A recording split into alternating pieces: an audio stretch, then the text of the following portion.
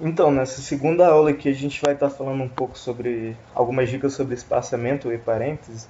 Então, quando a gente se trata tá falando de espaçamento, uma coisa interessante para a gente estar fazendo é sempre usar o espaço depois e somente depois da vírgula. A gente nunca deve dar um espaço antes ou deixar de dar espaço ou dar espaçamentos aleatórios entre os objetos. E além disso, a gente fala um pouco sobre parênteses também.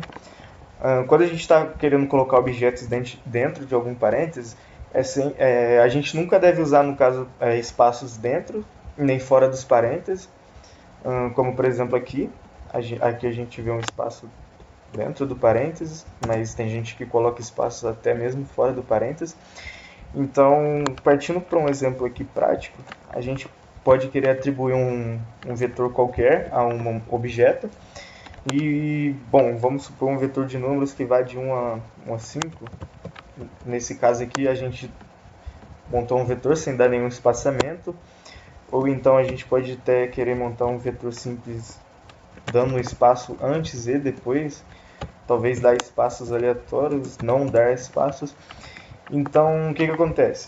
Aqui, nessa primeira visão aqui, talvez a gente não veja nenhum problema, né, em deixar de dar espaço. Aqui também pode não dificultar o entendimento, né, mas esteticamente ficou feio.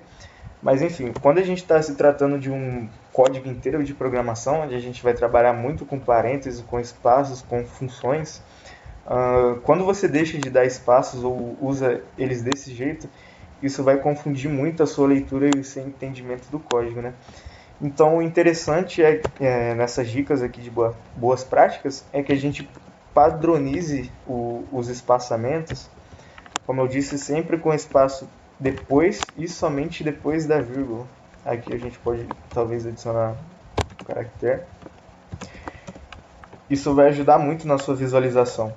Aqui a gente tem uma função aqui escrita de uma maneira com espaçamentos não adequados, né? E por falar nisso, às vezes até pode dar problemas em rodar a sua função, dependendo dos espaços que você quer colocar.